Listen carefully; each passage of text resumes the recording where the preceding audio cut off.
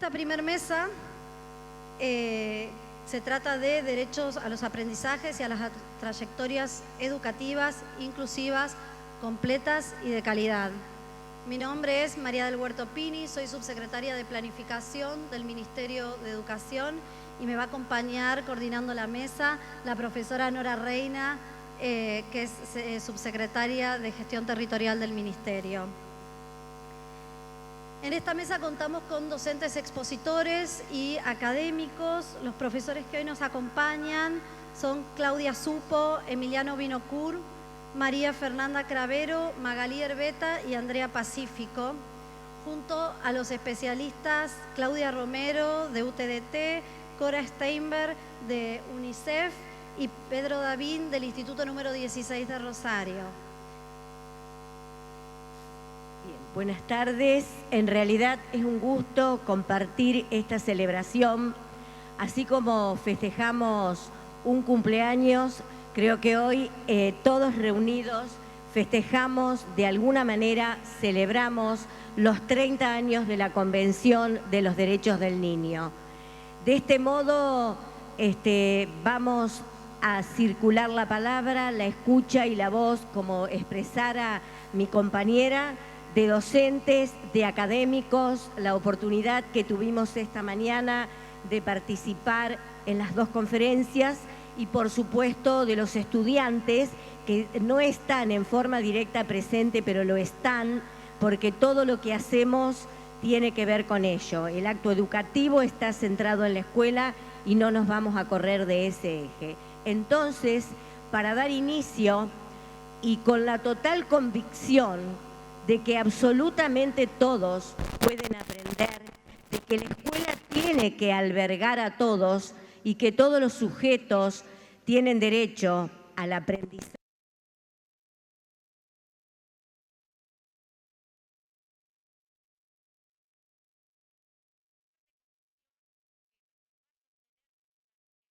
Sino en toda nuestra política educativa. Entonces, ¿qué mejor que comenzar escuchando la voz de los docentes que traen aquí para comentarnos, para narrar, para compartir lo que acontece con algunas experiencias, con algunos proyectos, donde los estudiantes son partícipes activos y acontece en la escuela. Empezamos entonces a compartir una de estas experiencias. Invitamos a Claudia Supo, que es directora de la Escuela 528 Jorge Luis Borges de Santa Fe, con el proyecto Borgeando Miradas en clave de respeto e inclusión en la escuela secundaria. Quiero aclarar que además comparte la autoría del proyecto con el vicedirector de la institución, Marcelo Boico.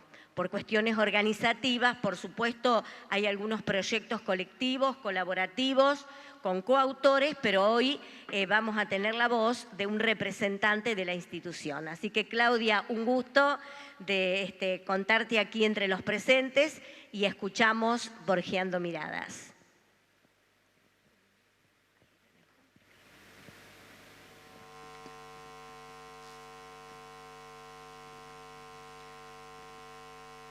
Buenas tardes. Borgeando Miradas es una experiencia de la Escuela 528 que toma su nombre del nombre mismo de la escuela, de este gran escritor que es Borges. La Escuela Borges es una escuela de borde, como nos gusta decir, término que tomamos de Silvia Duchaski. Estamos al borde de un sistema abierto que es el sistema educativo, de un sistema donde la inclusión es nuestra red, la que nos contiene, y desde allí hacemos escuela. Borgeando Miradas es solo una parte de todo lo que hacemos en la escuela y siempre con este espíritu de colaboración, de trabajo en equipo. Y desde la gestión se propició este proyecto y se sumó la escuela entera.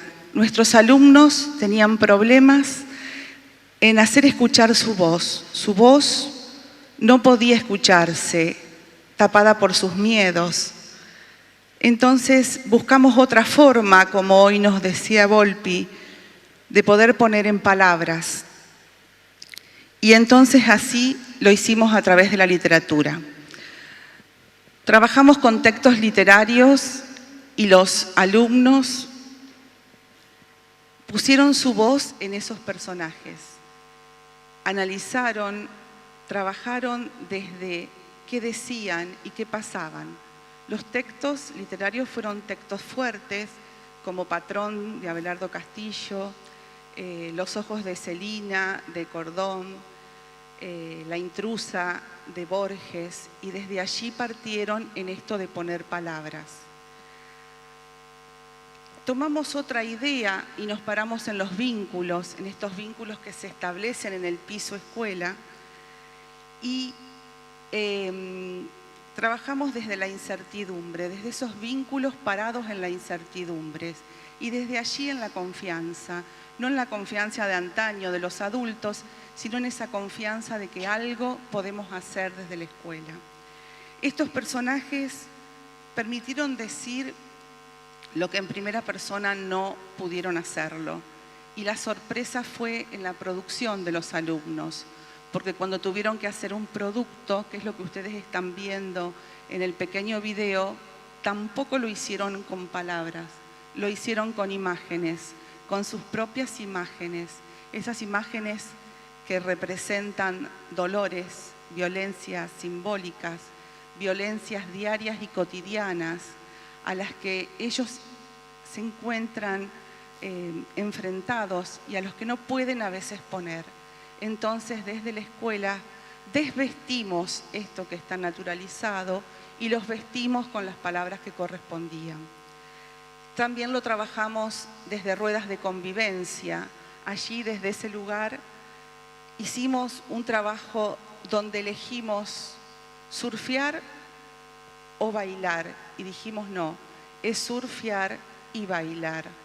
Bailamos los docentes entre aprendiendo con nuestros alumnos, y desde allí partimos a un desafío, al desafío de poder decir aquello que no se puede. Entonces, los derechos de nuestros jóvenes fueron desde allí, de alguna manera, ayudados a ser respetados.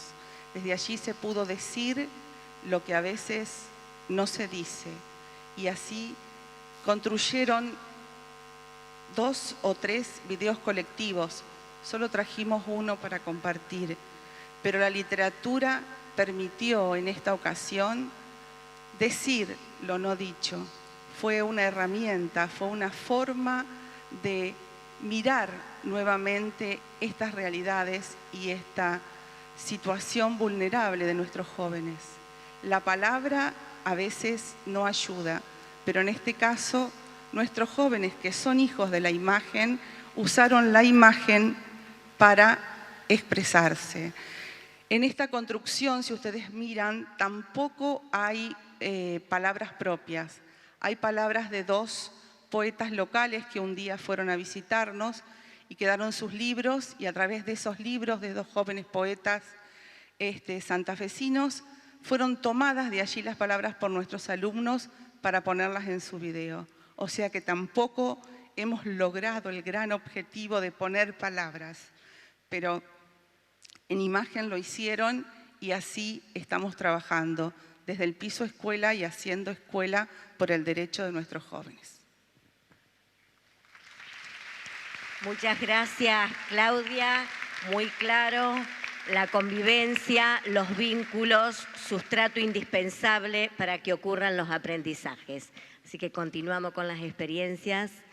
A continuación vamos a escuchar a Emiliano Vinocourt con su proyecto Hay química entre los dos, docente de la Escuela Secundaria Particular Incorporada 8154 Santa Justina de la localidad de Álvarez. Bueno, Emiliano. Buenas tardes a todos y a todas, ¿cómo andan? Bueno, me cuesta estar sentado, ya es un problema. Así que bueno. Lo he estructurado, puedo romper no hay un poco problema. con todo. Ahí está. Bueno, les voy a contar un poco y el título arranca Hay química entre los dos. Y yo con esto no soy bueno con la tecnología. Ahí. No pasa.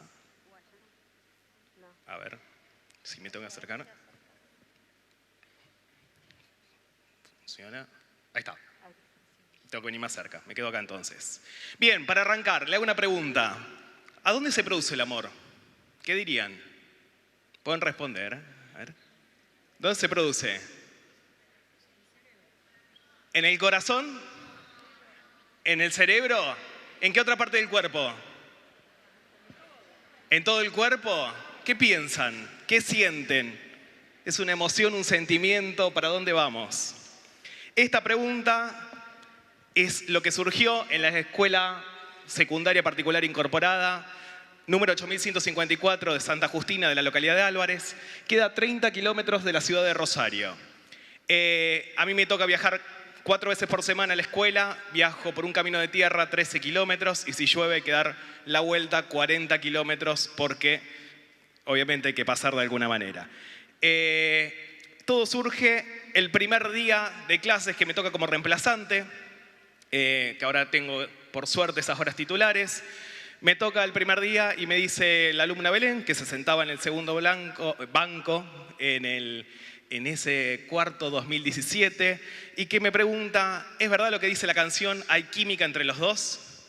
Y le dije, no sé, averigüémoslo, seguramente algo nos pasa, pero ¿tendrá algo que ver la química? Y bueno, y de esta manera surgió todo este proyecto de investigación que lo fuimos llevando en distintas aulas, porque no solamente se quedó en nuestro salón, sino que también fue a plena disposición de toda la escuela, la comunidad, y trascendió fronteras, por suerte. Y sigo, si no sigo. Bien, como dice como dice el diseño curricular, lo que plantea que la química es una herramienta significativa para comprender y reflexionar acerca del mundo que nos rodea, y también a partir de estas actividades generadas, extraescolares, teóricas prácticas, es aprendido de la escuela con lo cotidiano, es decir, lo que nos pasa con la química durante todos los días.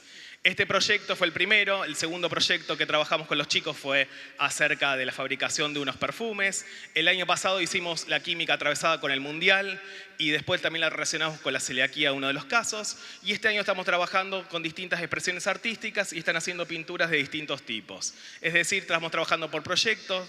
Les cuento que brevemente que tenemos alrededor, en ese 2017 teníamos 35 alumnos. En la actualidad tengo 44 alumnos. En inclusión, con distintas capacidades, distintos niveles y distintas experiencias y, por suerte, distintos puntos de vista acerca del amor. Porque, ¿qué nos pasó? Vino Marina, una de mis alumnas, exalumnas, y me dice, ¿y si yo no estoy enamorada, qué pasa? Y también lo tuvimos que averiguar. En la primera etapa, lo que hicimos fueron buscar algunas sustancias, hormonas, que se producen en nuestro cerebro para que nos podamos enamorar. Algunas de ellas son la oxitocina, la feniletilamina, la dopamina, las feromonas, las endorfinas. Con un abrazo, con un gesto, con un solo mirada, que no es una simple mirada, sino es una gran mirada, se nos producen estas sustancias en nuestro cuerpo. Y si uno no está enamorado, por lo que averiguamos, se tiene que equilibrar y producir mucho más de lo que pensamos. La segunda etapa sigue el buceo bibliográfico. Fueron a la Biblioteca Popular del Pueblo, Guido y Hispano, y buscaron libros de neurociencias. Trabajaron de esta manera, trabajaron interdisciplinarmente. Con las profesoras de lengua trabajaron las partes de los libros literarios. Después trabajaron en biología toda la parte de ESI, trabajaron en historia todo lo que es la parte de cómo se llevaban las leyes, de la ley de la ESI. Se trabajaron de distintos puntos, de matemática con algoritmos, si no me equivoco, no es mucho mi área, y por eso sigo. Se buscaron libros de Facundo Manes, María Roca, Stanislav Bachrach y Daniel López Rossetti.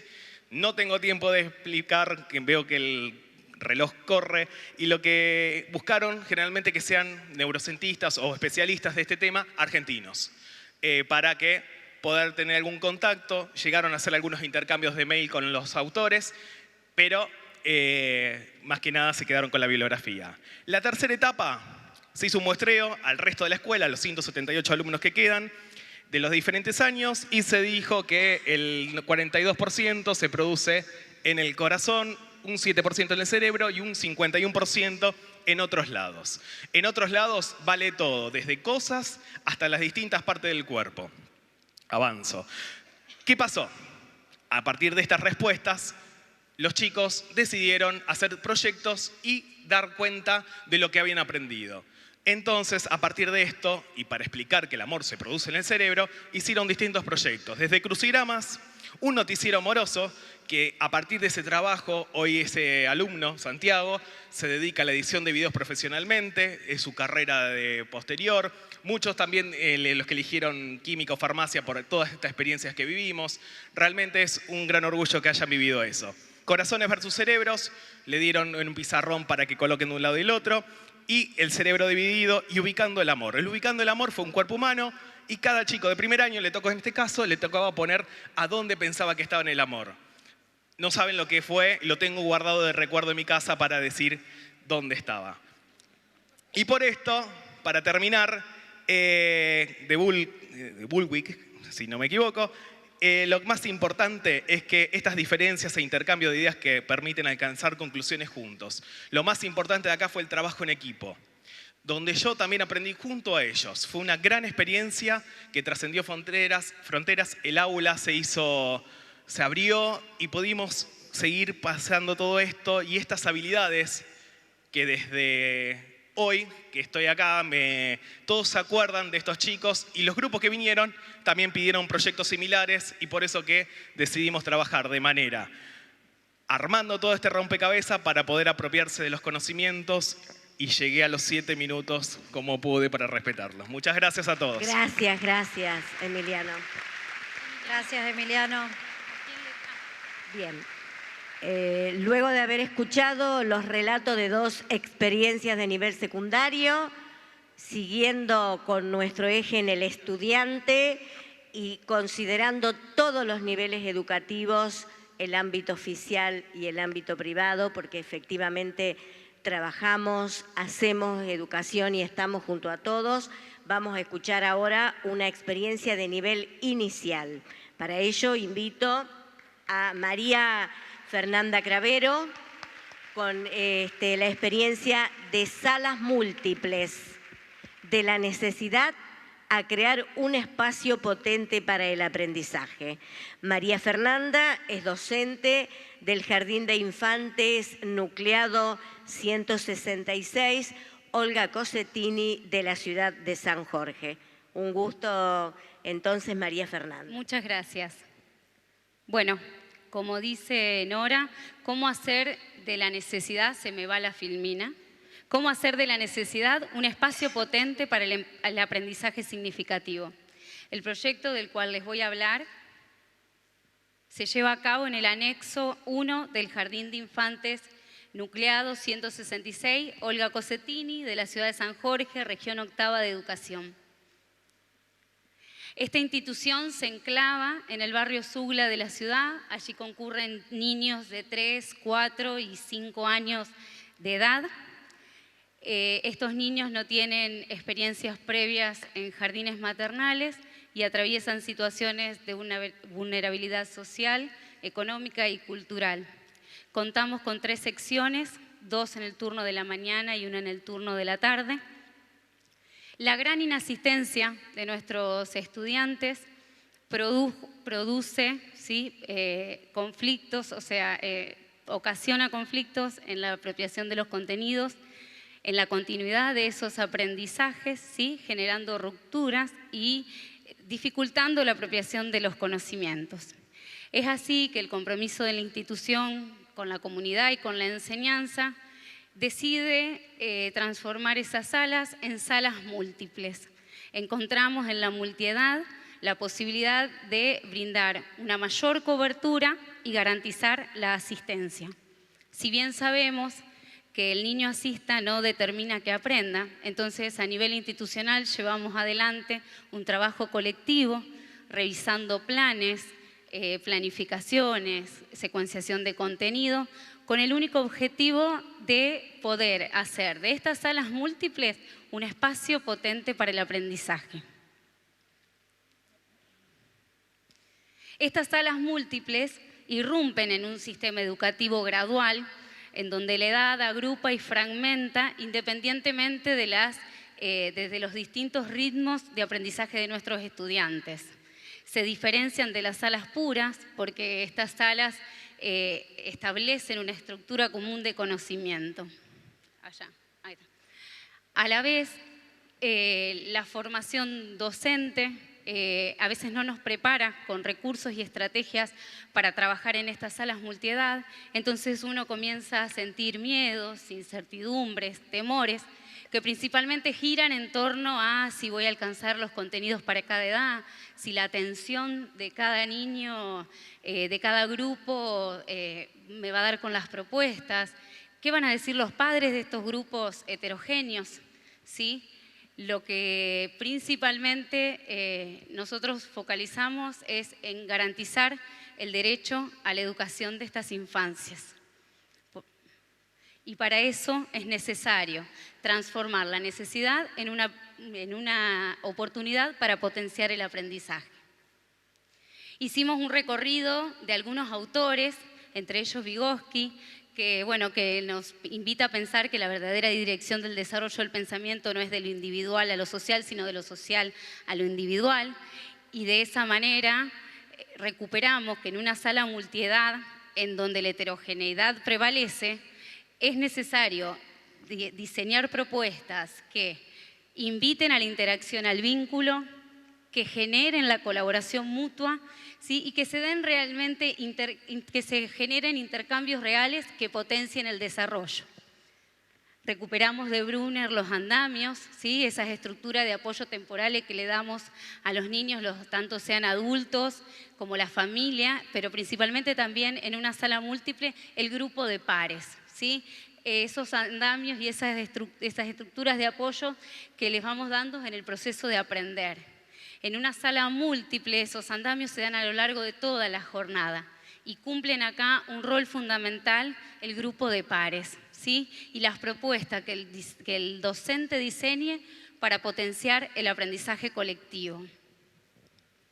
También pensando en hacer y en recuperar el nombre de quien llevamos el jardín, Olga Cossettini, para que realmente sea un espacio potente para el aprendizaje, decimos que es necesario pensar propuestas que tengan que ver con la esencia de la infancia, ¿sí? Y ahí no nos puede faltar el juego, la libre expresión, la revalorización de las artes, las salidas educativas, las experiencias directas con el objeto de estudio, el entorno inmediato y el trabajo en y con la comunidad. Es necesario pensar a la infancia en el centro del aprendizaje activo. Vamos a ver algunas imágenes. Trabajamos con escuelas en la huerta que pertenece a la Escuela Especial Laboral, salidas al entorno inmediato, trabajo en instituciones recreativas como es el club de nuestra ciudad.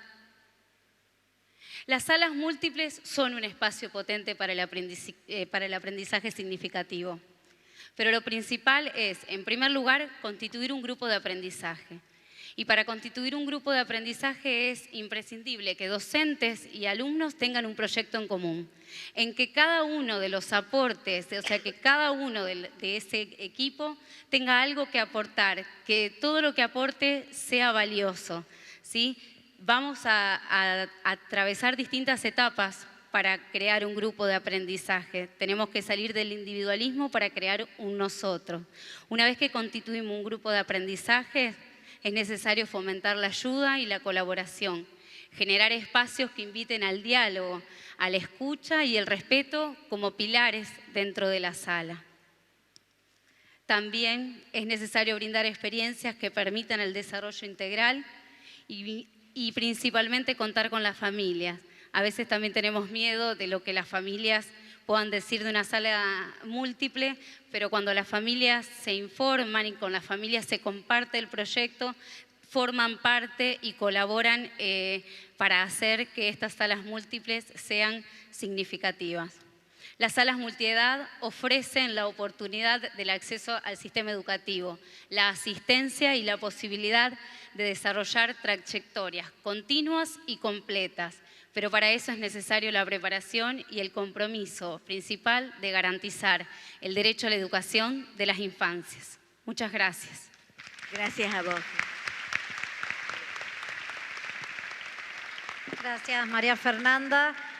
Ahora vamos a escuchar a Magalí Herbeta, que junto con Gisela Finello, que está por allí, nos trajeron un proyecto que se llama Laboratorio Móvil Paciencia llega a los núcleos rurales. Magalí es docente del Instituto Superior Particular Incorporado 4006 de la localidad de San Guillermo.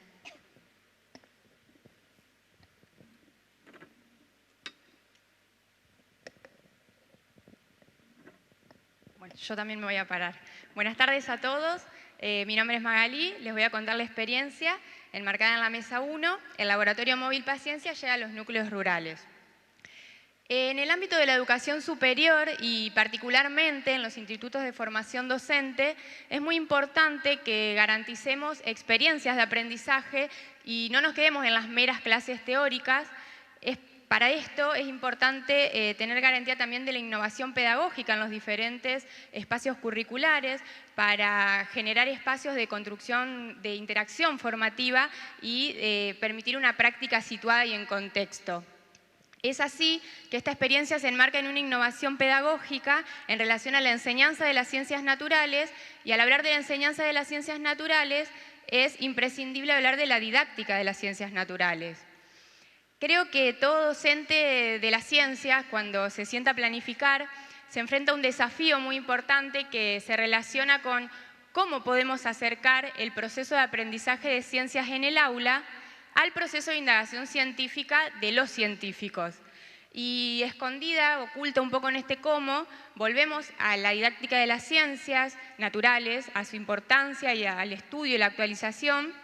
Y creemos que una alternativa didáctica muy potente para hacer frente a este desafío se esconde en la experimentación como una estrategia didáctica potente para el abordaje de las ciencias naturales.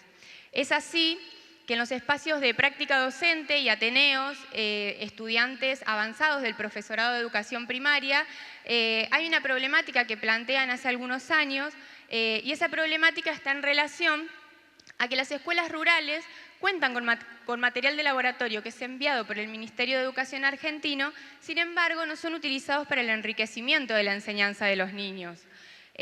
Cuando uno indaga acerca de esta problemática a las docentes de las escuelas rurales, las mismas manifiestan cierto desconocimiento en algunos materiales de laboratorio o falta de conocimiento y destreza en la manipulación de los mismos.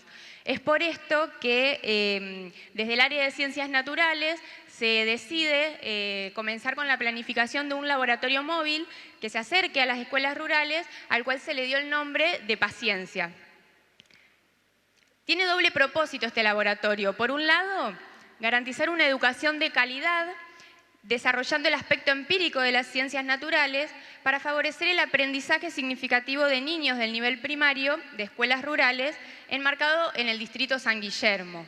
Por otro lado, promover en los docentes rurales y en los docentes en formación la implementación de la experimentación como una estrategia didáctica potente para la enseñanza de las ciencias naturales. Es así que desde el instituto, desde el ISPI número 4006, se logra llegar a 4 escuelas rurales, a 13 kilómetros la escuela Campo Motura, a 16 kilómetros la escuela Campo Minetti, Campo Burquet, que es un SER, y la escuela Campo Taylor, a 8 kilómetros. Un total de 47 kilómetros recorridos con esta experiencia, que en sus inicios comenzamos poniéndonos en contacto con los docentes a cargo de cada escuela.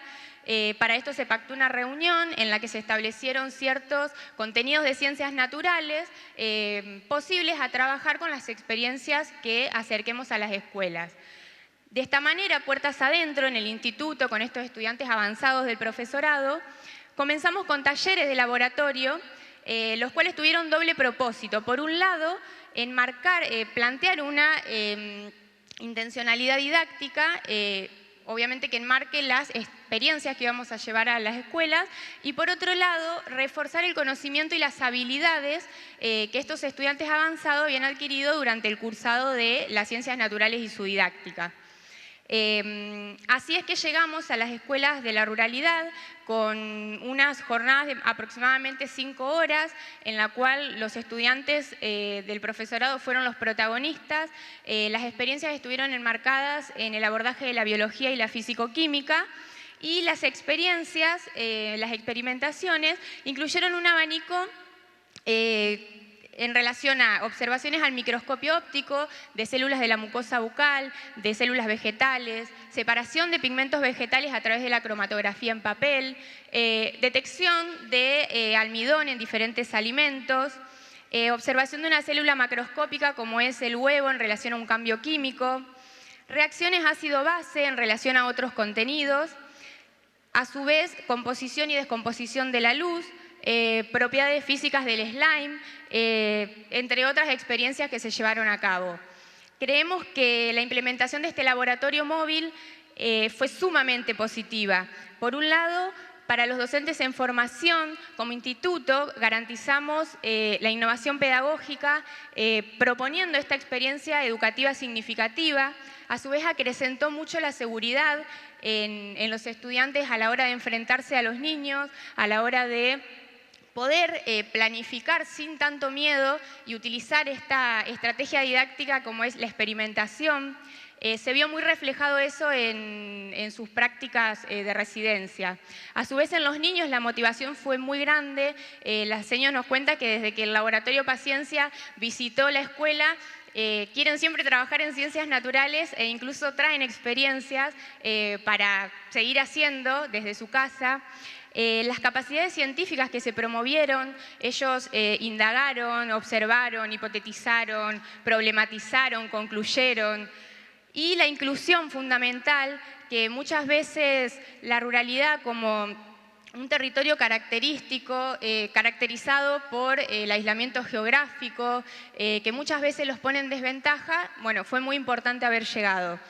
Y por último, para las docentes de la ruralidad, como Instituto de Formación Docente hemos dado la oportunidad y garantizado la formación continua, básicamente la formación continua y la actualización académica, y creemos que en general la experiencia garantiza aprendizajes y trayectorias educativas inclusivas, completas y de calidad en niños, no solo en el presente, sino también de alguna manera lo estamos haciendo a futuro, porque estamos trabajando con docentes en formación, que son los docentes del futuro. Muchas gracias. Muchas gracias. Muy claro.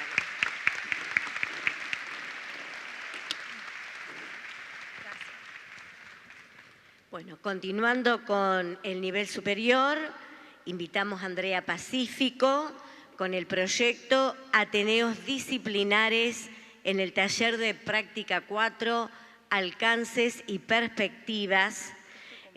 Andrea es docente del Instituto Superior de Profesorado número 8, Almirante Brown de la ciudad de Santa Fe.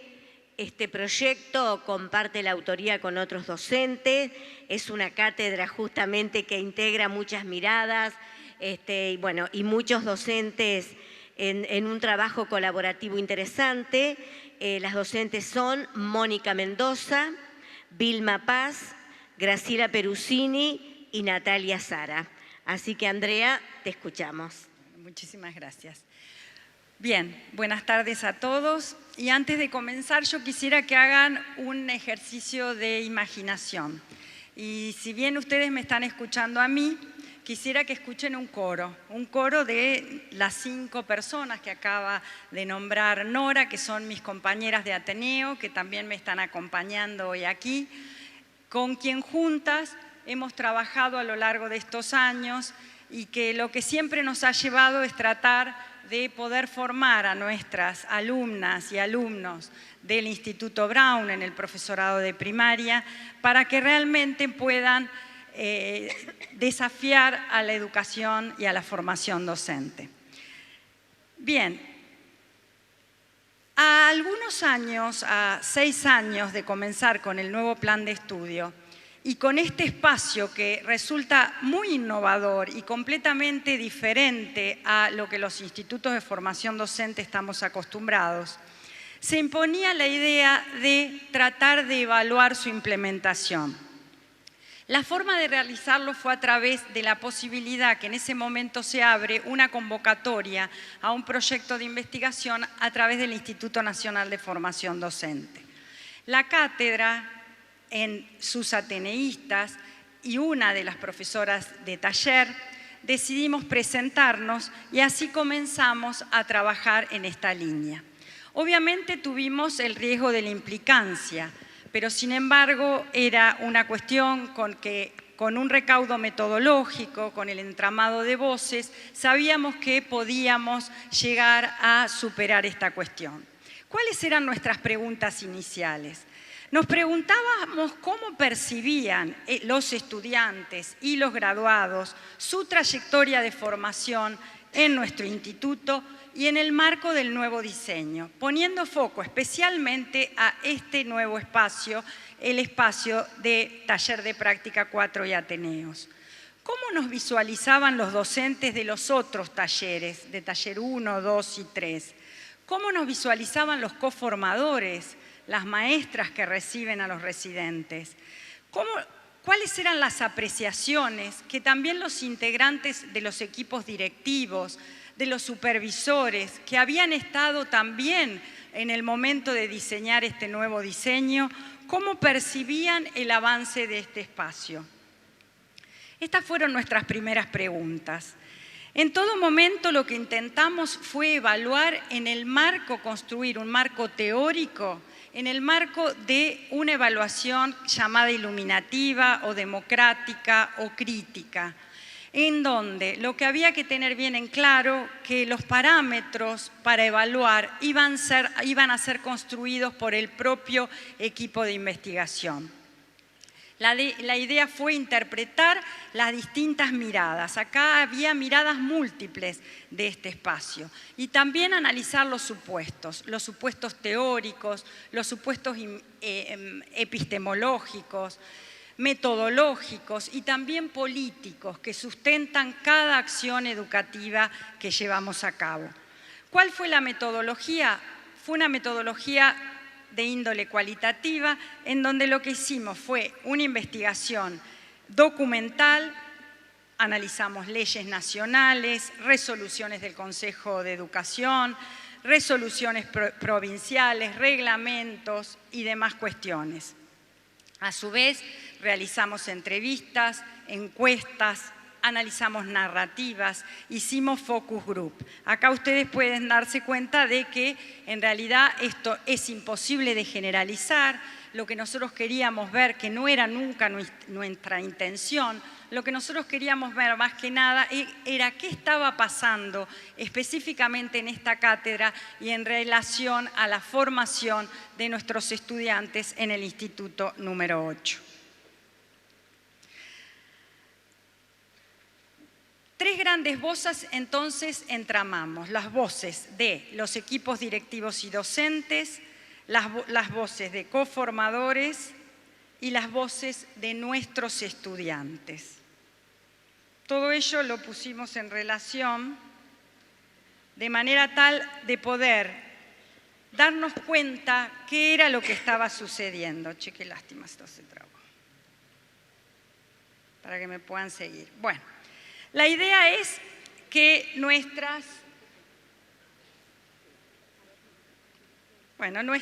si me pueden seguir, sí, fíjate. La idea fue que logramos tres categorías de análisis. Por un lado, el sentido y el propósito de este nuevo espacio curricular. Y ahí lo primero que notamos es que había grandes cuestiones que se diferenciaban. Es decir, no todos entendíamos que teníamos la misma meta, el mismo propósito, el mismo sentido y significado. No responde a mis dedos, perdón. Entonces, ahí fue lo primero que encontramos. Para algunos, este espacio venía a ser como un espacio que podía llenar algunas vacancias de la formación. Todo aquello que no había sido dado en las didácticas de las distintas áreas disciplinares podían tener un lugar aquí. Otros, en cambio, entendían que era el lugar para hacer cosas nuevas, para que algo del orden de lo que no se hacía comenzara a hacerse. Y allí hubo una tensión que hasta hoy la tenemos gozando de muy buena salud, porque por un lado están los pedidos de las estudiantes, del resto de los profesores, de los talleristas, para cubrir algunos espacios que no fueron dados. Y por otro es la intención de la innovación que quisimos, más que nada, darla a partir de otro tipo de prácticas, como por ejemplo los análisis de caso. Entonces, con nuestras compañeras, lo que todo el tiempo intentamos en nuestras clases es dar lugar a la reflexión. ¿Qué pasó en el aula, en tus primeras prácticas? ¿Cómo es tu relación y tu vínculo con la coformadora, con el resto de la escuela, con los niños y niñas, con los padres, con los familiares? Es decir, que este espacio se convierta en un lugar en donde acompañemos a pensar sus propias prácticas a nuestros residentes.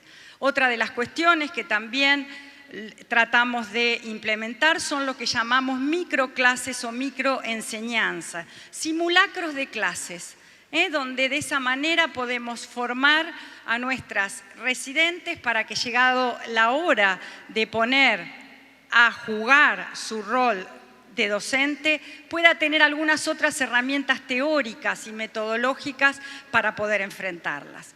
Otra de las cuestiones que también surgió fue la relación con los coformadores. Y allí surge la necesidad en ese momento de armar un curso de capacitación que fue aprobado por el Consejo Directivo, en donde nos reunimos en forma, digamos, periódica con todo el equipo de coformadores para poder construir este rol, el rol que ellos, los coformadores y nosotros desde Ateneos y talleres tenemos en relación con la formación de los estudiantes. Bien, la idea es que este espacio, además, por otro lado, tiene una conformación en donde hay interdisciplina, somos 7 personas de distintas formaciones, provenimos de distintos niveles y esto hace que realmente no sea sencillo el trabajo. Es algo a lo que no estamos acostumbrados, al trabajo en equipo, al trabajo de escucha, de atención, de mirada del otro. Por eso lo que nosotros decimos con nuestras compañeras es que este espacio es sumamente potente, tiene una gran potencia de transformación. Y a veces lo que notamos es que es un espacio potente, transformador, innovador, pero en una estructura tradicional. Y lo que muchas veces estamos tensionando entre los vinos nuevos en odres viejos. Solamente nuestras prácticas y nuestra responsabilidad dirán si los que terminan prevaleciendo son el vino nuevo o los odres viejos. Así que los dejo a consideración de todos para que podamos un poco socializarlos y compartirlo. Muchísimas gracias. Muchas gracias, Andrea. Muchas gracias. Bien, brindando entonces continuidad y habiendo recorrido 5 experiencias interesantes de 3 niveles del sistema educativo, nivel inicial, nivel secundario, nivel superior, distintos territorios santafesinos, ámbito oficial y ámbito privado. La verdad que en todo este recorrido hay mucho de lo común, hay muchos elementos comunes, hablamos de calidad, hablamos de trayectorias completas, hablamos de inclusión, etcétera. Qué mejor entonces ahora, ya que tenemos esta oportunidad de contar aquí con valiosos especialistas, de escuchar algunas reflexiones a cargo de los mismos que tienen que ver con el recupero de lo que pudimos escuchar, de lo que pudimos compartir en el día de hoy. Entonces, invito en primer lugar al profesor Pedro Davín, es profesor en Filosofía y Ciencias de la Educación, doctor en Humanidades y Artes con mención en Ciencias de la Educación por la Universidad Nacional de Rosario, docente con amplia trayectoria en institutos de formación docente y director del Instituto Superior de Profesorado número 16 de la ciudad de Rosario. Pedro, será un gusto compartir con usted. Bueno, gracias, buenas tardes. Y gracias también por el agradecido por estar acá representando a este instituto, que es una construcción colectiva que estamos haciendo en Rosario, y compartir con ustedes esto. El propósito de mi intervención en la mesa es aportar ideas para revisar lo que es hoy el derecho a la educación. No como una simple enunciación bien intencionada, sino como clave desde la cual pensar e implementar prácticas pedagógicas que aportan a la construcción de un mundo más justo. De alguna manera se trata de la tensión existente entre la ampliación y la restricción de derechos, que ha sido uno de los hilos conductores de la historia de la educación y de la política del siglo XX, y que a nosotros, docentes, maestros, nos toca muchas veces la tarea de restituir derechos, sobre todo este derecho de la educación, a poblaciones que les fueron vulnerados o robados. Estos trabajos que hemos escuchado en esta mesa los podemos ver como una muestra o ejemplos concretos, y de alguna manera también este congreso, con presentación de trabajos de docentes santafesinos, es una invitación a frenar la urgencia del devenir cotidiano para levantar un poco la mirada y ampliar el horizonte del debate que nos permite construir, resignificar, profundizar y criticar las estrategias diarias de intervención. Haciendo un poco una revisión histórica, como sabemos, en los últimos tiempos, las políticas de enunciación de derechos se han ampliado en forma considerable y han avanzado hacia nuevos campos. En nuestro país, la ciudadanía como forma soberana se fue ampliando a lo largo del tiempo. La ley del voto secreto y obligatorio y la ley del voto femenino son dos ejemplos que permitieron el acceso de nuevos sectores a la arena política. A mediados del siglo XX, la escuela pública gozaba de prestigio y reconocimiento y Argentina mostraba con orgullo el crecimiento de sus tasas de escolaridad. Aceptar la condición de alumno y cumplir satisfactoriamente con las pautas planteadas por la institución eran una de las mejores garantías para lograr el ascenso y la inclusión social. Actualmente, en lo que llevamos del siglo XXI, la situación ha cambiado radicalmente. Se puede decir que a partir de 1976 se puso fin al largo proceso de ampliación de los derechos de la mayoría de la población y se inició la nueva situación de despojo. El registro educativo no estuvo exento de esta situación. Miriam Southel sostiene que la última dictadura produjo un desmantelamiento del proyecto pedagógico hegemónico vigente desde fines del siglo XIX. La autora le llama a esto el modelo civilizatorio estatal, que a su vez sentó las bases para el establecimiento del neoliberalismo en la década de los 90. El gobierno de la dictadura dislocó el proyecto educativo fundacional mediante 3 operaciones. La primera, el desarme del andamiaje del Estado docente. El Estado Nacional cede su lugar de principal garante y prestador del servicio educativo para transferirlo a los estados provinciales y en algunos casos a los sectores privados. La segunda operación, el quiebre del discurso educacional que había sostenido la expansión escolar vinculado al ascenso social, la igualdad de oportunidades y el derecho a la educación. Implicó que las clases desfavorecidas, la pérdida de la movilidad y la pérdida de la movilidad social a través de la escolarización. Y la tercera operación, la represión. Mediante el terrorismo estatal se concretó mediante el armado de una importante estrategia represiva que iba desde la desaparición de personas, estudiantes, docentes, hasta el control de la vestimenta diaria, pasando por censura de libros, cesantías varias.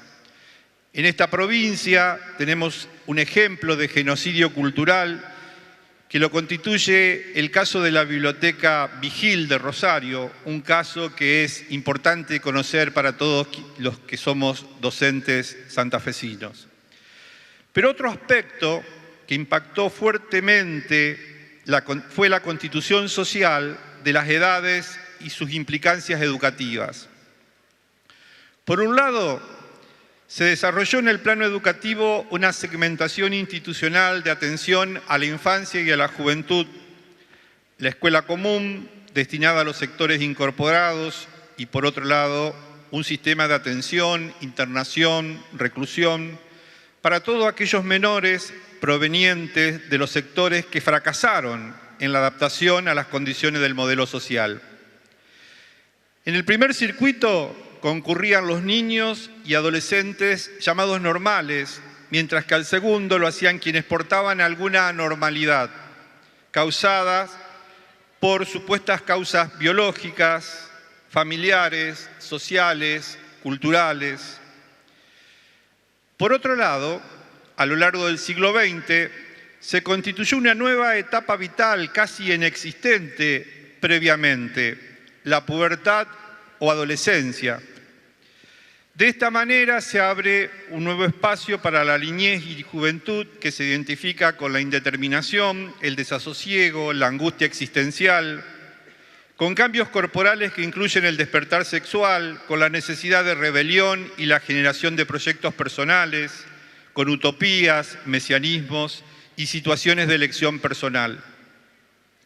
Pero la adolescencia, entendida como ampliación del periodo de postergación de la asunción plena de responsabilidades sociales, familiares y personales, es una característica reservada para sectores con mayores posibilidades económicas. Por eso la adolescencia fue y es principalmente un fenómeno de los sectores medios urbanos que puso en jaque a la escuela secundaria. Escuela secundaria que había sido estructurada a mediados del siglo XIX, cuando la adolescencia formaba parte del trayecto normal del crecimiento de los alumnos. Hoy, el circuito normal por el que circulan los grupos integrados se construye con los tramos más estables y duraderos de infancia, adolescencia prolongada, juventud prolongada, adultez. Mientras que, por otro lado, se construye el circuito degradado por el que circulan las mayorías no integradas, compuesto por los tramos más cortos e inestables de minoridad, adultez temprana. Esta situación se basa en un reparto diferencial y desigual de derechos. Mientras los miembros del primer circuito gozan de los derechos, el segundo circuito se construye mediante la ausencia de los derechos. Es más, podría plantearse que este segundo circuito se produce privando a los sujetos de los derechos que les corresponderían si pertenecieran al primer grupo. La minoridad se construye quitándoles infancia y adultez temprana, quitándoles adolescencia y juventud.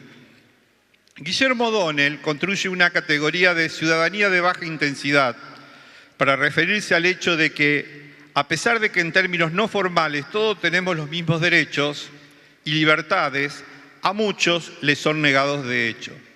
¿Y qué implicancias educativas tiene todo esto?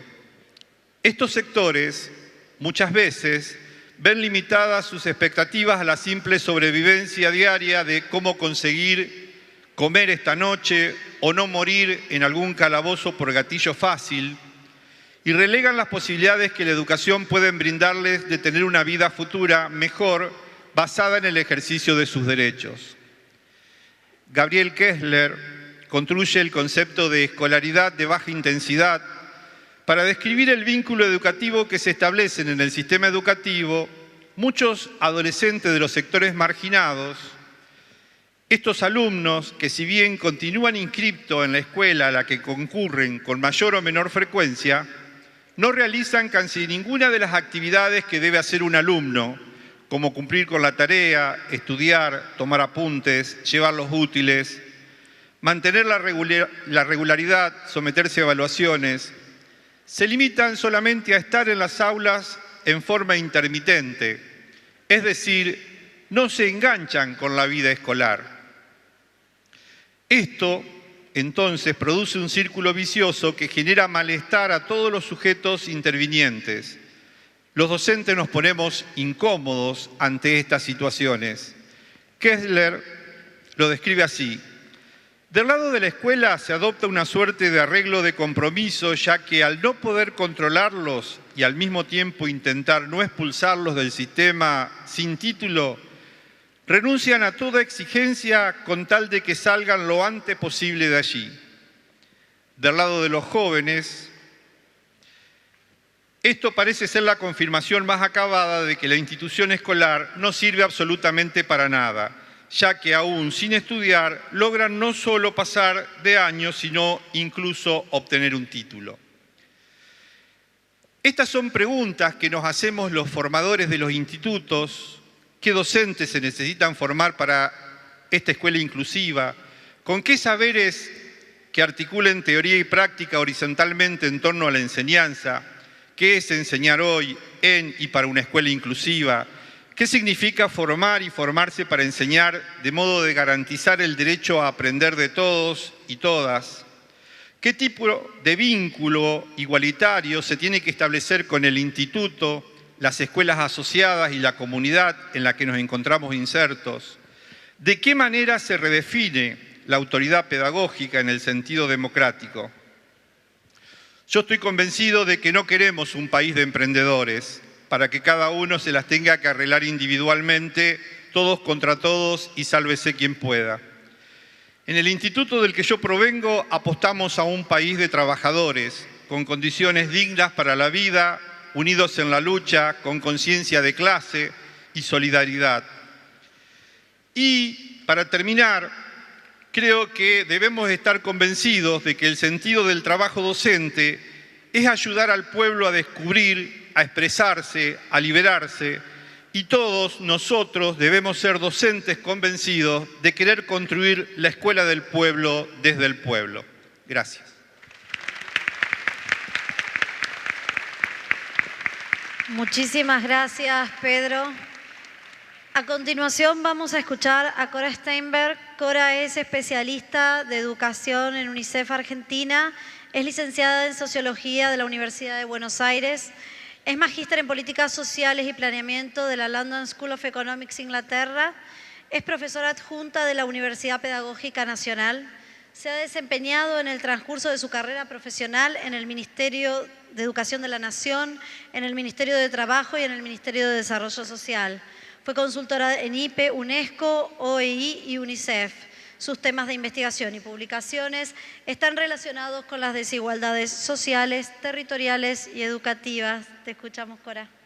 Bueno, hola, buenas tardes a todos y a todos, todas, todes y todas. Primero que nada, agradecer la invitación a acompañarlos en este congreso importante, celebrar que celebren los 30 años de la Convención de los Derechos del Niño. En este momento me desempeño en una institución que tiene como misión fundamental abogar, acompañar y apoyar a todos los gobiernos nacionales, provinciales, a las organizaciones de la sociedad civil, a toda nuestra generación de adultos para garantizar que estos derechos se ejerzan y que todos nuestros niños y niñas y adolescentes puedan ejercer el derecho a la educación y el resto de los derechos que hoy nos contaban los chicos. Y felicitar especialmente por este espacio de reflexión al que convocó el Congreso y felicitar a los colegas que presentaron sus ponencias y que nos comparten y nos abren ventanas al sistema, en este caso distintas ventanas a distintos espacios de un sistema educativo denso, un campo con muchos actores, agentes, relaciones, que todos los días construyen esta posibilidad de ejercer y de enseñar, de aprender, de compartir y de construir una sociedad más justa. Realmente fue un placer leer las ponencias y aprender con ellas Y quería primero hacer una mención respecto de estos últimos 30 años de la Convención y de la Convención en la Argentina. Y ver avances y desafíos, porque creo que siempre es muy bueno, obviamente, pararnos y reflexionar sobre los desafíos pendientes y cómo avanzar, pero también tener un espacio de reflexión respecto de todo lo logrado, que también es el resultado de distintas luchas históricas, de distintos actores, profesores, maestras, que como ustedes, en la escuela, en los distintos espacios de participación, permitieron que muchas de las normativas que esta convención impulsa se hagan carne en nuestro país. Y para señalar algunas de ellas, por un lado, primero la Ley de Protección Integral de los Niños, Niñas y Adolescentes del año 2005, que puso en carne muchas de las cuestiones que la Convención de los Derechos del Niño trajo a la agenda de políticas en nuestro país. En segundo lugar, la Ley Nacional de Educación, la ley vigente, que amplió la obligatoriedad de la educación secundaria, y me estoy perdiendo en el camino la ley federal, que estableció primero la obligatoriedad de la sala de 5 y también la expansión de la educación secundaria en ese momento hasta el fin del EGB. Entonces han sido pasos donde las normativas nos han permitido ampliar derechos, han impuesto e interpelado a los estados a ampliar la oferta de formación, a revisar las prácticas educativas para llegar hoy a tener algunos avances concretos en materia de escolarización, y eso también algo para rescatar. Hoy lo comentaba Mario temprano respecto a nivel regional, cómo los distintos países avanzaron en las tasas de asistencia a las escuelas. La Argentina también, llegando hoy casi a que 9 de cada 10 chicos estén en la escuela secundaria, y sin duda eso es un logro enorme, haber podido masificar a la educación básica en todo el territorio. Lo mismo hacia el nivel de los más chicos. Hoy tenemos una sala de 4 obligatoria desde el año 2014 y sin duda también es resultado de distintas luchas, discusiones, reflexiones en torno a la ampliación de derechos y a la importancia de la educación temprana en la vida escolar, en las trayectorias futuras de vida de cada uno de los niños y niñas.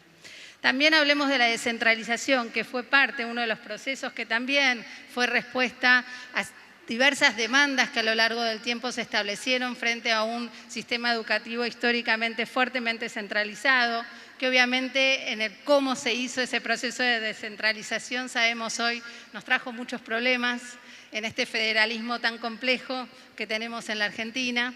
Pero sin embargo, bueno, sobre esa descentralización estamos mejorando, trabajando, y permite que Santa Fe, junto con otras provincias, puedan definir sus propios modelos, sus propias políticas y darle identidades propias a lo que pasa cada día en las escuelas. Pero también nombrar algunos desafíos, y entre ellos quería señalar 2 grandes. Decíamos, hicimos grandes logros en garantizar el acceso a la escuela, a la educación básica. Creo que uno de los desafíos que nos muestran diversas investigaciones, evaluaciones, información estadística, es que todavía hay un gran desafío en términos de acceso a los aprendizajes, a ese conjunto de saberes y capacidades básicas que los chicos y las chicas tienen que adquirir en ese espacio cotidiano que es la escuela. Sabemos también que hay todavía un conjunto de chicos y chicas que están fuera de la escuela. Por ejemplo, son más de 600.000 chicos y chicas, la gran mayoría de ellos, 500.000, medio millón de chicos de 15 a 17 años que hoy no están yendo a la escuela, y ahí tenemos todavía un gran desafío de pensar cómo el sistema educativo tiene que ofrecer distintas alternativas, puentes, y a su vez revisar su propio modelo pedagógico para lograr que todos ellos puedan asistir y tener trayectorias relevantes en nuestras escuelas. Y esto nos trae y nos deja a orillas de una agenda sobre la cual todavía hay temas importantes respecto de la calidad y de la equidad. Y aquí quiero hacer link con las presentaciones que trajeron los compañeros, porque me pareció que cada una de ellas fue abriendo un punto sobre estas cuestiones. Creo que estas ponencias abrieron temas importantes respecto a la equidad y al territorio, a la diversidad y heterogeneidad y desigualdad de contextos en el que operan nuestras escuelas hoy, hablábamos de la ruralidad, se interpelaba la formación docente respecto de cómo, digamos, se enseñan las ciencias naturales en contextos donde habiendo recursos, porque bien presentaba ella, los ministerios hicieron llegar materiales pedagógicos, recursos, pero sin embargo faltaba ahí una expertise, una metodología, decía esta mañana Mario, un saber hacer con los distintos recursos procesos significativos y relevantes para lograr ese proceso de enseñanza y de aprendizaje. También aspectos vinculados a la formación docente, su nivel de actualización respecto de cuáles son las demandas que están hoy en las aulas heterogéneas, no solo por los grupos de edad, sino heterogéneas porque hoy cuando hablamos de una escuela masificada quiere decir que están todos. Y eso es algo para celebrar y felicitarnos, pero también para interpelarnos, porque cuando están todos hay una diversidad de personas con trayectorias de vida muy distintas que requieren tiempos, momentos, ritmos, miradas diferenciadas para lograr resultados semejantes. Y entonces quizás quería hacer como, y traté de ordenar las 5 ponencias en 3 grandes ejes que me parecen que son los desafíos del sistema educativo hoy en la Argentina, que tienen que ver con poder generar una revisión respecto de sus prácticas, el diseño de las políticas, la asignación de los recursos, de los presupuestos, teniendo en cuenta 3 grandes factores que entiendo permitirán construir y transformar a las escuelas. Por un lado es cómo mejorar las condiciones para enseñar. Ahí hay una cantidad de elementos que tienen que ver con las condiciones en las que los profesores, las maestras, la formación docente está pudiendo repensar, tener espacios, materiales, otras metodologías para poder dar respuesta a estos desafíos que están en el aula. Y nos traían algunas experiencias o buenas prácticas con la participación, la experiencia de Magalí respecto de los laboratorios móviles en el ámbito rural, cómo pensar soluciones para poder generar otras propuestas innovadoras en el sentido de diferentes, de poder hacer llegar no solo experiencias de aprendizaje significativas, sino también estrategias de formación continua situadas con los docentes y sus estudiantes, con los materiales que tienen las escuelas para poder cambiar esas prácticas. También compartieron la experiencia que se están dando en el marco de la formación docente de ateneos, de práctica, de espacios de reflexión sobre las prácticas y cómo la formación inicial también acompaña a los estudiantes de los profesorados en esa construcción de saberes sociales y educativos. Y después otro de los elementos o factores claves tiene que ver con ampliar y mejorar las condiciones para aprender. Y compartieron con nosotros, para mí, 2 experiencias también significativas. La discusión sobre la sala multiedad, ¿no? Y quizás hasta discuto un poco con el título de la necesidad de hacer algo potente, ¿no? Hay muchos modelos pedagógicos que promueven la sala multiedad, que la proponen como un espacio mucho más enriquecedor para el proceso de aprendizaje y enseñanza. Y creo que ahí sin duda se abre una ventana de situación que también enfrenta una cuestión de la política que tiene que ver con expandir el acceso en el nivel inicial. Y muchas veces es la posibilidad de recrear salas de multiedad para poder incorporar a más chicos de sala de 3, quizás a los más chiquitos, y ahí creo que el gran desafío es el de la formación docente, de poder acompañar a estas maestras, a estos maestros en tener los recursos pedagógicos para organizar esas dinámicas que deben ser específicas.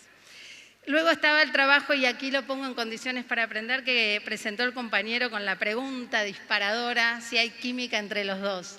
Y creo que, y él lo comentaba y dando cuenta de los logros, de la satisfacción, él mismo lo expresaba con mucha satisfacción de cómo este proyecto tuvo mucha significancia en el aula para los chicos y para el profesor, ¿no? Y creo que ahí hay una buena práctica cuando realmente se plantean problemas auténticos de los chicos. En este caso incluso fue una de sus alumnas la que planteó una pregunta relevante y un profesor que rápidamente dice, ¿y cómo lo resolvemos? ¿Cuáles son los caminos de indagación? ¿Cuáles son las fuentes, los recursos? Y de ahí pensar nuevos problemas para pensar con los estudiantes soluciones. Finalmente, otro aspecto central que tiene que ver con el día a día de los chicos y adolescentes, y también una ponencia que permite abrir el tema, y es cómo ampliar las condiciones de bienestar en la escuela.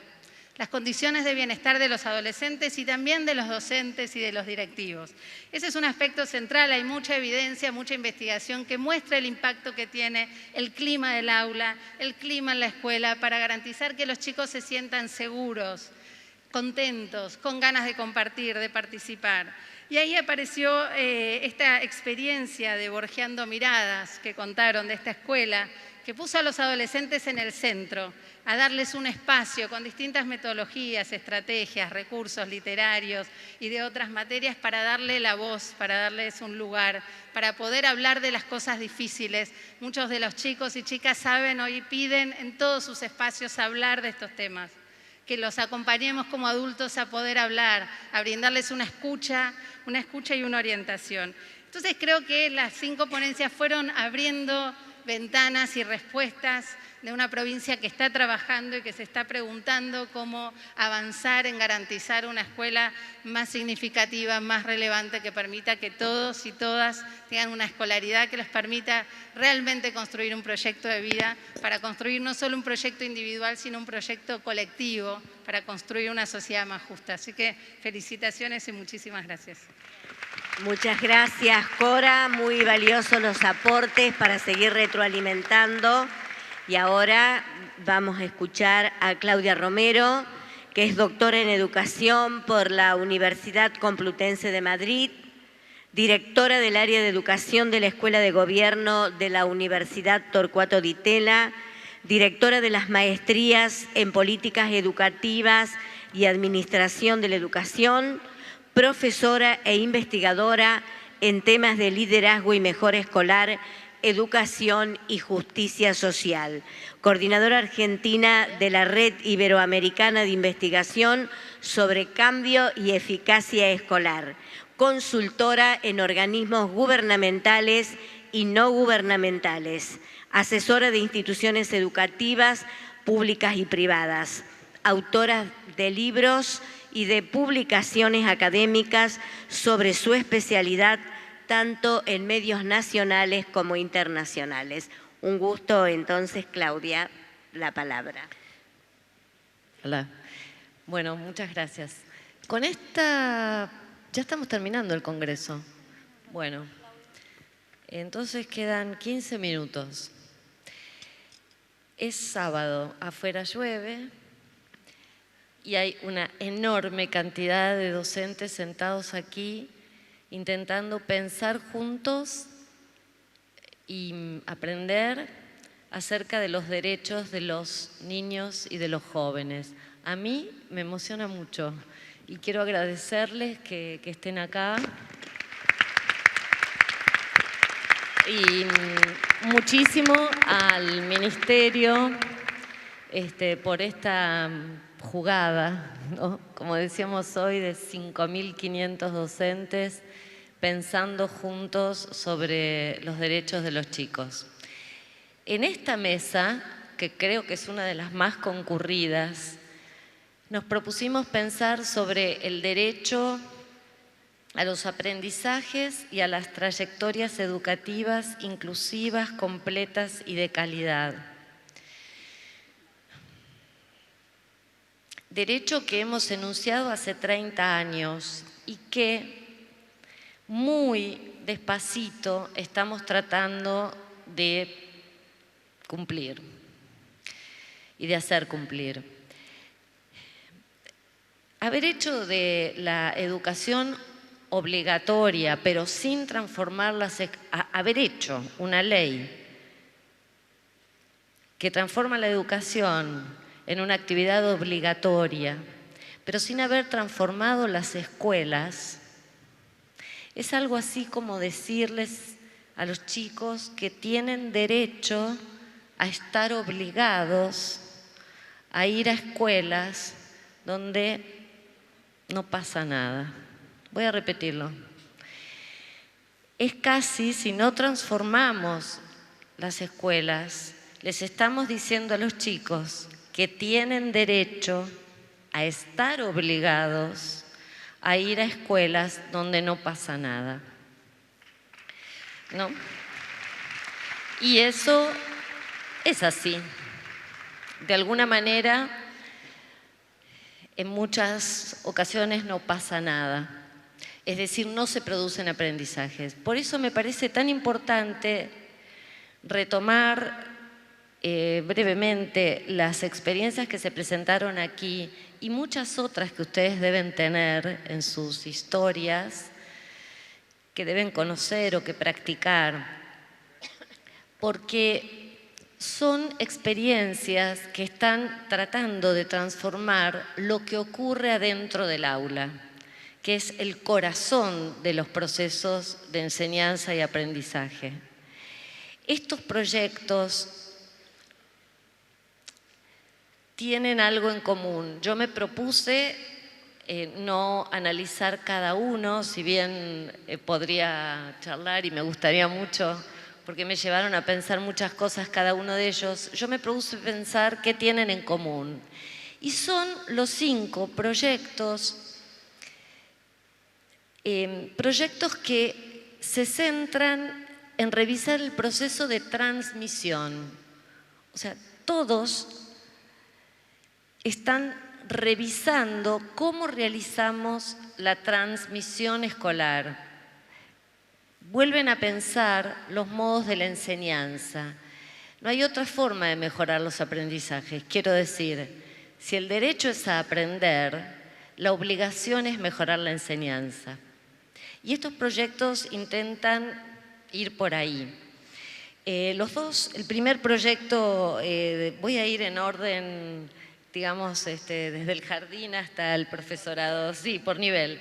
Las salas multiedad, que, bueno, da mucho para hablar de eso, pero transformar a los niños en pequeños maestros, hoy nos dicen las neurociencias que permiten que los niños, los más grandes, aprendan más.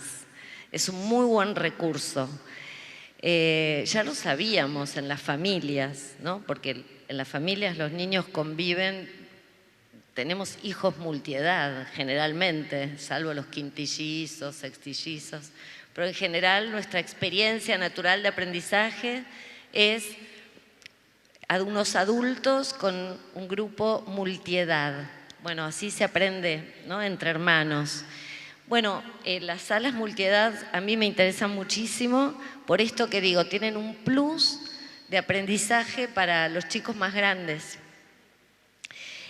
Luego, las 2 experiencias de la escuela secundaria, la experiencia vinculada con la química y el amor, que en realidad lo que hace es hacerse la pregunta de dónde están los chicos, qué les interesa, cómo los engancho, cómo los voy a buscar ahí donde están, que me parece que es la primer pregunta que uno se tiene que hacer cuando tiene que enseñar.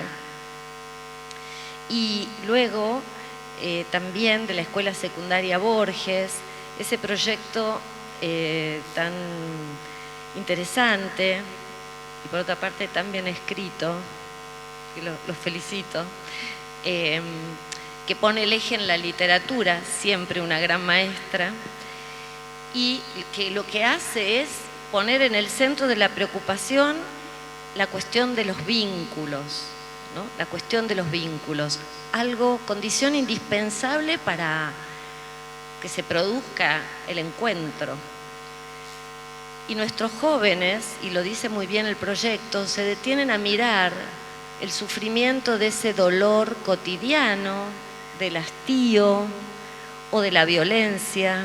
Nuestros jóvenes transitan. No es fácil ser joven hoy en la Argentina, ¿no? Hoy hace bastante tiempo, quiero decir, no es un país que ofrezca futuros rutilantes, más bien nuestros jóvenes están acostumbrados a vernos apesadumbrados a los adultos, preocupados. Es bastante improbable que los chicos naturalmente desarrollen una actitud de confianza o de alegría, si es que no los animamos a eso. Me encantó ese proyecto porque mira un cierto estado de ánimo bastante extendido entre los jóvenes, que la escuela debe mirar y sobre el cual algo hay que hacer, porque es una condición para enseñar.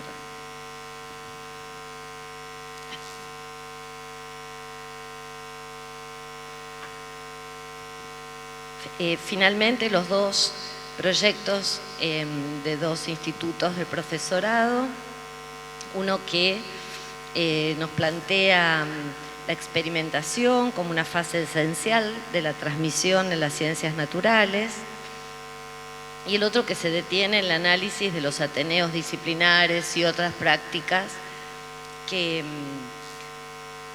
ponen en cuestión cómo se apropian los futuros docentes del contenido y con qué metodologías aprenden a enseñar. Bien, estos son proyectos, digo, que tienen en común la transmisión, y entiendo la transmisión como ese proceso de filiación en que traemos a los nuevos, los acercamos, los incorporamos y les ayudamos a habitar el mundo, que es un proceso político, pero que también es incierto y diverso. Me estoy a punto de quedar sin voz. Un momento.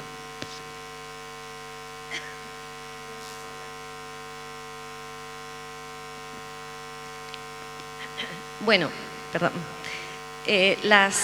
La transmisión, esta de la que hablamos, tiene tres condiciones, diríamos: la historicidad, la asimetría y una finalidad emancipatoria. Muchas gracias. La historicidad. Lo que se transmite, lo que estamos enseñando, preexiste a los sujetos.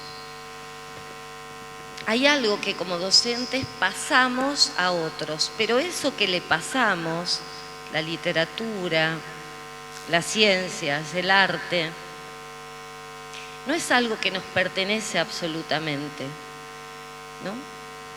Estamos encargados de pasar eso que nuestra cultura considera significativo, valioso.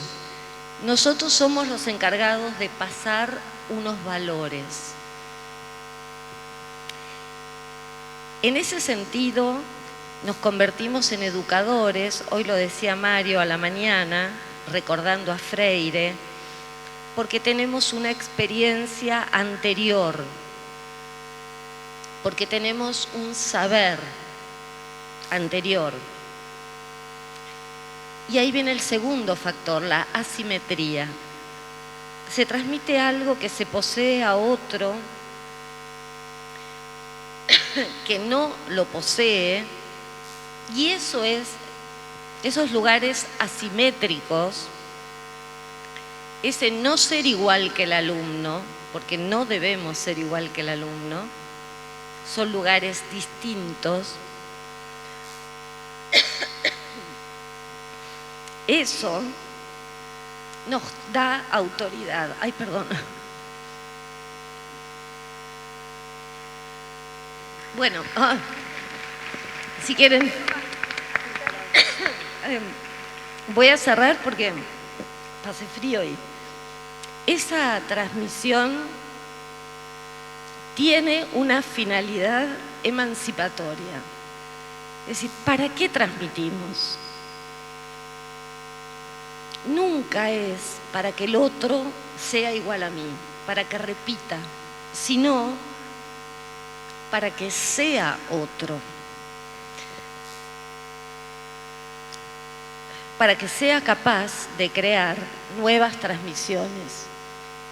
Para eso somos educadores, para lograr sujetos creativos y libres.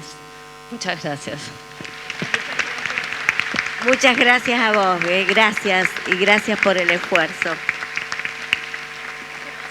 Bueno, Claudia era la última especialista que estaba previsto que hable en el panel. Había preguntas previstas y yo les propongo lo mismo que establecimos para las conferencias anteriores, que podamos pasarles las preguntas a aquellos que puedan, que deban responderlas, digo, si hay para los proyectos específicos o para los especialistas, y van a estar en la plataforma educativa. Nada más que agradecerles haber venido, haberse quedado escuchando a la propuesta que les trajimos y que nos sigan acompañando, que de verdad confiamos en que los docentes son los transformadores y son los ejecutores de nuestra política educativa. Contamos con ustedes y les agradecemos muchísimo que hayan estado hoy con nosotros. Bien, muchísimas gracias a los docentes, a los especialistas. En realidad, hoy habilitamos la escucha, hoy circuló la palabra, hoy circularon las miradas, pero esto no es suficiente si no tomamos esta convocatoria como un desafío para continuar trabajando juntos, sosteniendo este proyecto educativo que lo hacemos entre todos, darlo recuperado en el transcurso de todo el día de hoy y que por supuesto también ancla en un proyecto más amplio, en un proyecto de gobierno, que tiene que ver con que justamente la inclusión sea el eje como la calidad educativa y de este modo responder a este derecho que está en el marco de la Convención en una norma macro internacional. Muchas gracias, buen regreso y nos seguimos encontrando de distintas maneras. Ha sido un gusto, la verdad, este panel.